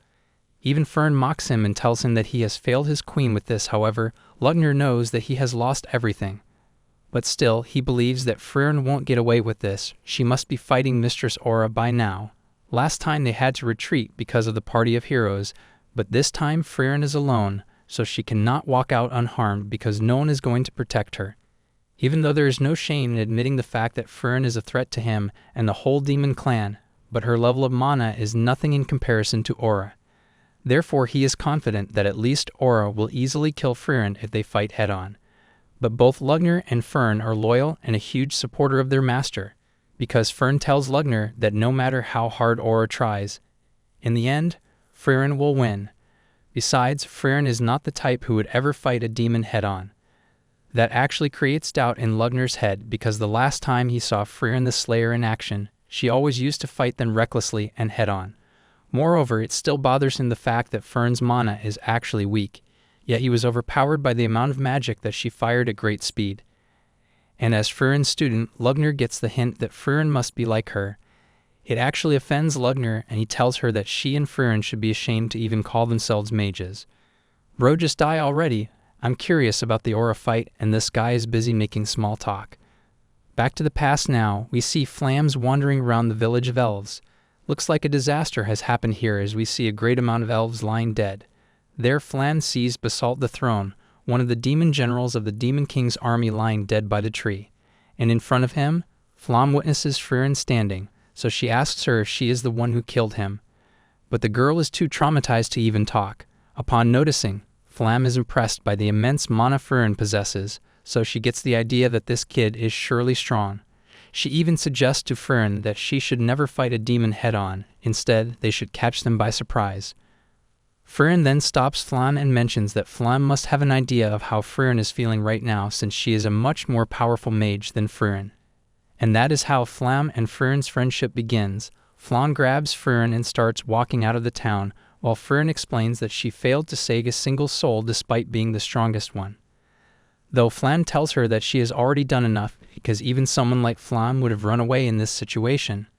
Moreover, she tells Fern that from now on, she is taking her in as an apprentice since Flam does not wish to waste Fern's talent. She is even aware of Fern the fact that she would have died if Flam had not happened to pass by. On top of failing to protect the village, Fern would have died in vain. As they continue walking, Flam tells Fern to keep her guard up because they are being chased. The demons then surround Flam and tell her to leave Fern and walk away. At first, Flam literally puts that girl down and it looks like she almost is about to make a run. But that is where Flam literally destroys those demons with a single spell. She reveals that those demons were excellent mages of a higher caliber, but they died because they let their guard down. Here Frieren realizes that Flam actually limits the amount of mana that emits from her body to hide her strength. Damn, so that is what Frieren and Fern had been doing all along. No wonder why it offended Lugner. Later, after Frieren gets healed, Flam tells her to call her master from now on as their training is about to begin. In their first lesson, Flam tells Frieren to try and hide 1/10 of the amount of mana she usually emits. Apparently, Frieren is a fast learner as she easily hides her true potential. So Flam tells her from now on, Frieren will hide her mana for the rest of her life and will deceive demons till eternity. And here she is. Aura reveals that Lugner has died and now she has no executioner. Although, even if her plan has failed, Aura is still looking forward to defeating Frieren for self-satisfaction. Besides, Aura thinks that Frieren would barely have any mana left after she dispelled many of her immortal soldiers. Aura plans to use the Scales of Obedience, the one where the person with higher mana wins. It appears that Aura is quite confident in this game because she is a greater demon who has lived over 500 years, so she has stored a great amount of mana through training. I mean, Frieren has been casting spells when Aura didn't even see the world. Hence, Aura activates her spell and hopes that may the one with greater force wins. It then cuts to the time when Flam and Frieren are wandering around a random town. Frieren asks Flam the reason why demons don't suppress their mana at all times like her, so Flam explains that just like how status and wealth decide who is more important among humans, demons are compared through their mana, even though it is a dumb reason, but they have not changed ever since they were monsters. That is one of the finest examples Flam just gave. This is why their pride does not allow them to hide their mana. Besides, the demon society is not kind enough to give those with little mana with any sense of dignity, and the thought of deceiving the opponent through limiting the mana never came to their mind. Looks like it has been 3 years since Frieren started suppressing her mana, so Flam feels proud of her. Furthermore, years have passed by, and while Frieren is still a kid, Flam is seen in her old age form. It has been 50 years since Flam took Frieren under her wings and trained her. She then asks Frieren if she still loves magic, because back in the day, Frieren used to immediately respond to that question. However, this time, Frieren doesn't show that much of an energy. Plus, Flam reveals that she has no regrets for entrusting her spells to the right person, although those spells are considered to be very dangerous for this world. But since Frieren has a long lifespan, Flam knows that one day this girl will reach a level where she will defeat the Demon King. Flam knows that her time has come, so before departing away, she tells Frieren that she wants her grave to be surrounded by a field of flowers. And she wants Frieren to use her favorite spell that creates a field of flowers above her grave. Though Frieren finds it quite awkward coming from a badass person like Flam. It appears that this spell was passed down to Flam by her parents, and now she wishes to teach it down to Frieren. Flam then tells Frieren to not take things hard and to live a life of modesty. Besides, she knows that Frieren will eventually leave her mark on history when she will kill the Demon King. And so, after Flam died, Frieren continued her journey on her own. This time, Frieren had a purpose on her mind, and she continued her struggle to become more stronger and wiser. Wait, what? Doesn't this world believe in the concept of marriage or making kids? I mean, Flam was too hot to die single, and even Himmel died without having any successors. She always kept a low profile, yet people knew about her, and one day, Himmel, Heider, and Eisen meets the girl. At first, Heider reveals that Frieren's mana level is actually about 1/5 of his. However, Himmel feels like Frieren is one of the strongest mages he has met. Even though it was just a hunch, but they convinced Frieren to join their party, and we all know what happened after. Anyways, both Aura and Frieren's souls then drive out of their body and are going towards that measurement scale. Aura seems way too happy because, as she can see, Frieren does not have that much of a mana left. Even the scale also shows that Aura's mana is greater at first, which boosts Aura's confidence. But that is where the scale starts to tremble, and Frieren reveals her trick. Though Aura does not believe her because as a demon she does not understand why one would ever do that, and even if she did that, there is no way Frieren can have more mana than a demon who has been living for 500 years. So to shut her up, for once, Frieren releases her true mana of a mage that has lived more than 1,000 years. And oh boy, Aura cannot believe what she is just witnessing. So according to the rules she made and confidently fell into her own trap, now she has to obey what the winner says. Aura freezes due to the scale being on Friern's side, and to make it one shot, Friern simply tells Aura to kill herself as she walks away, and it is low-key satisfying, seeing Aura crying for her life as her hands are moving on their own and drawing her sword towards her neck. And just like that, Aura the guillotine becomes history. Now that was seriously epic. The sun has risen while evil has perished. Friern then walks to check up on her master, who is praying and thanking the Lord for the life he has bestowed upon her. Wait, never knew Friern was religious. Friern Legend interrupts her prayer and asks her the most obvious question: did she defeat Aura? Though Friern simply ignores this dumb girl and continues praying for those poor soldiers that Aura controlled. Even Granite and Stark arrive at the crime zone, and Granite cannot believe what he is seeing. Looking at the guy, Friern packs her bag and gets ready for a run, but Granite tells her to chill, besides he has already pardoned her for something she did not do at all.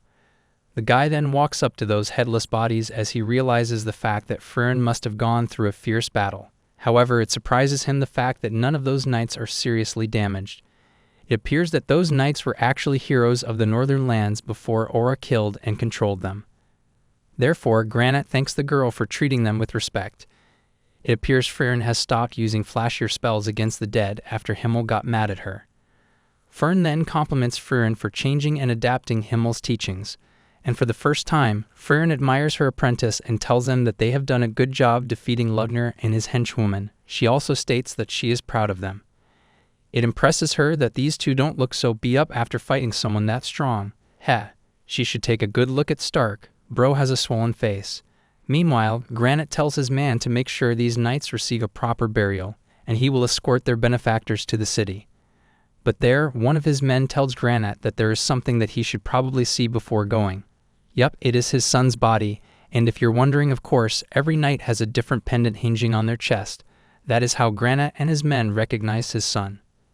As a father, Granite falls onto his knees as he sees his son lying headless. Here, Granite can't exaggerate how grateful he is for Friern as he holds his son's hand. Later, we see Granite talking to Friern at his office, and he reveals that he has promised to reward her in any way he can. So the elf girl requests him the defensive barrier grimoire by Flam that has been passed down for generations in Granite's family. And as a man of his word, the guy hands her the grimoire. Besides, he doesn't have an heir to pass it down now. Before giving her away the grimoire, the guy again asks her if she is sure about this, but before he can reveal it, Friern tells him that she knows about this grimoire being a fake one. It appears the defensive barrier this grimoire describes is nothing like their city's barrier, whose spell is passed down by oral tradition. So does that mean Friern just missed the opportunity of having whatever she wanted? Surprisingly, Friern was already aware of this, but she can't help it, since it is just her hobby to collect fake grimoires. Anyway, seeing Friern bowing to the so-called king actually bothers Granite, so he tells her that she doesn't need to use such formal language against him. Besides, Granite believes he is more like an infant in front of a girl who has lived for thousands of years. Friern then starts to brag about how she suffered a bitter experience when she first left to defeat the Demon King.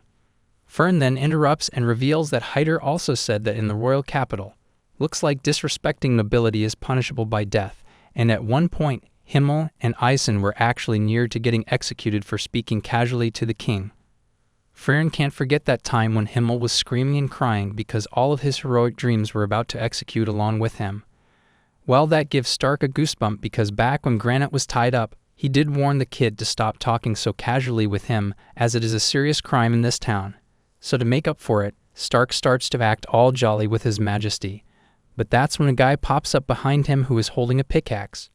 Stark's soul is about to leave his body, but the guy turns out to be a random gardener who came to tell his majesty that he is done with cutting trees in the backyard.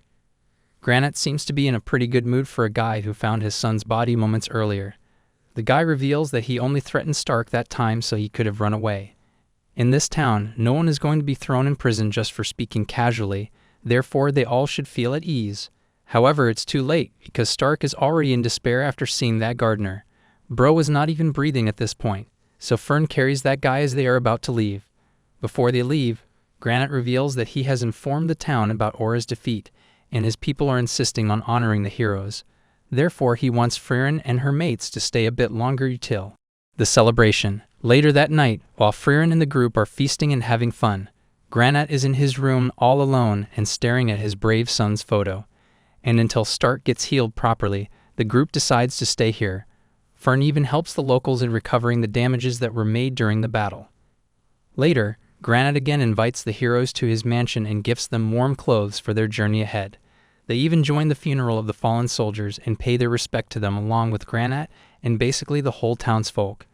Now that the group has done every formality, Fern decides that it is now time to move on. There, Graf Granite greets the heroes and tells them to meet him at the gates before leaving. The guy then states that he has heard Fern is heading towards Ende, the farthest point north, where the Demon King's castle is. So he warns the girl that currently, the conditions on the northern plateau aren't looking good. That is why travel is restricted. Even the adventurers are required to be accompanied by a first-class mage, so Fern reminds the guy that this immortal girl, Frieren, is actually beyond first-class mage. Therefore, it should not be a problem for them, since Frieren is not aware of these terms. Fern explains that first-class mage is actually a certification awarded by the Continental Magic Association. Even Fern has that certificate. She acquired it in the Holy Capital when they left, although of course she is not a first-class mage, but a third-class mage. I dunno, the word third-class sounds so bad, like she is some rookie or something. It surprises Fern the fact that Frieren is actually an uncertified underground mage. But Frieren doesn't care, like imagine showing someone a certificate she made like 2 centuries ago. Besides, she feels like the organizations that regulate mages are constantly changing, so she cannot be bothered obtaining a new certification every time. Back in her days, the mages used to show a holy emblem to reveal their stats. Frieren still holds that emblem, but she seriously doubts if that thing even works anymore. Even Stark starts to mock her because a dumb guy like him also knows about the Continental Magic Association, as it has existed for more than half a century at the very least. Why are they even making that an issue, and why is Granite just listening to their conversation instead of making a certificate for Frieren? He is the king after all. Though Fern tells her that they will overcome this problem before continuing, she has heard that there is a magic association somewhere in the northern land, where Frieren can take the first-class exam. So Granite tells them that indeed, she can take the test at the largest magical city in the northern lands, Oberst, but it is far beyond the shore mountains. One can follow the highway, but it will be a long journey. Come on man, this anime is going to be dragged for no reason at all. Like what is she going to do with that certificate? A freaking job or something? Anyways, Granite then sees them off and tells them safe travels as they leave the city. The moment they step outside the boundaries, it starts to snow, and before they realize it, the group gets lost in the middle of nowhere due to heavy snowfall. Stark even passes out cold, so Frieren reveals that one has to be careful because more than demons, the winter of the northern lands has taken the lives of people. In this moment of panic, the girls are literally carrying Stark and start walking in the hope of finding an emergency shelter at the foot of the mountains. Once a Stark said, winter is coming. However, that information about emergency shelters is around 80 years old, so the girls aren't even sure if such a thing even exists now. Luckily, it still does, even though the girls can hear someone inside that shelter, but they have no option but to burst inside. Well, once in a lifetime a moment then happens, once in a human lifetime. Inside that shelter, an elf is found who is warming up through exercise. But for some unknown reason, Fern legit pulls Frieren out of the shelter and tells her to search for another one since this one is occupied. Turns out, Fern finds that elf a pervert without any reason. With his long years, that elf hears her and confronts Fern for accusing him of something crucial. Upon noticing, the guy then asks Frieren if she is also an elf, which attracts her attention, and hence the group finally joins him as they are warming their hands by the fire. There, Kraft reveals that it has been 300 years since he last met someone of his kind. He almost believed that his kind had gone extinct. Moreover, it appears that Kraft has crossed the shore mountains and ended up here. He feels thankful for Frieren and her group for setting up a fire here, as he believes that fate has brought them together.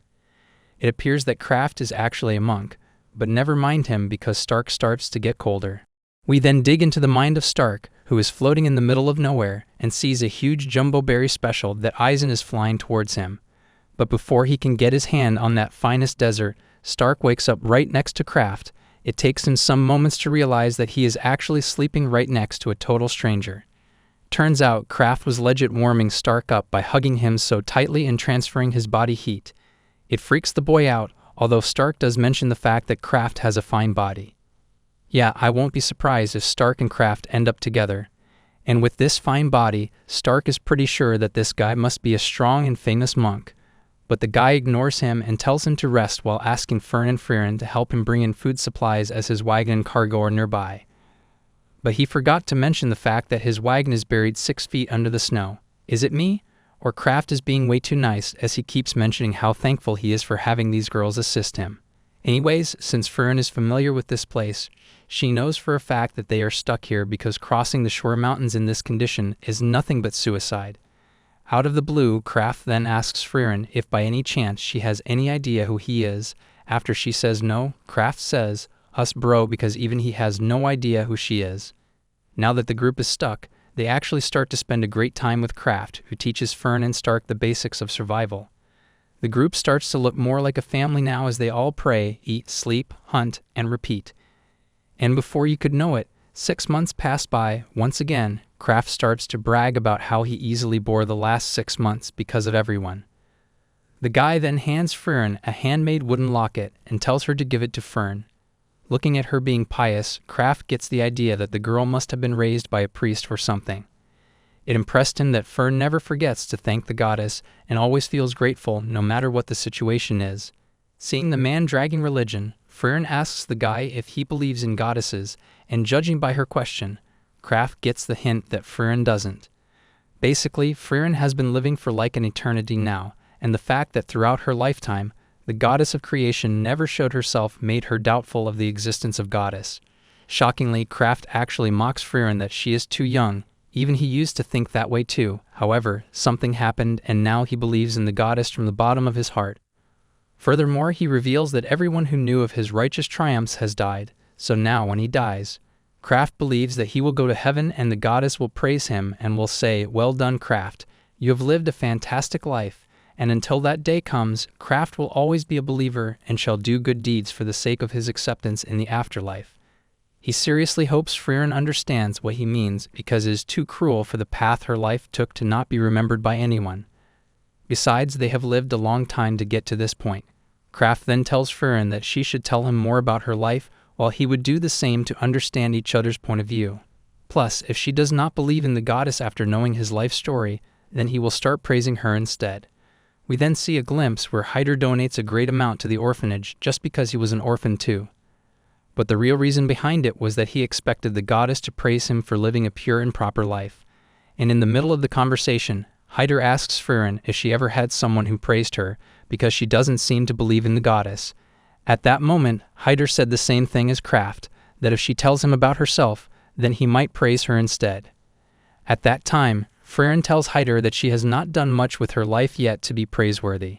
Hyder then somewhat teases Frieren by mentioning the fact that she is constantly suppressing her mana while saying she has not achieved anything. Because if you ask him, that seems like the result of tremendous effort, something that would take a lifetime to accomplish. And upon being asked, Hyder tells her that he is not that dumb to not notice something so obvious. Besides, Hyder thinks this sounds like something useful to know for the future, as he knows that a child of his will become a mage. Is Fern his child? Wait, priests are not meant to get married in this anime. Back to the present, Frieren tells Kraft that she'll pass since she already had someone else to praise her.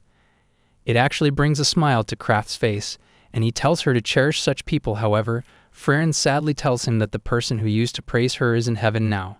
Kraft then farewells the group and hopes to meet Frieren after a few centuries.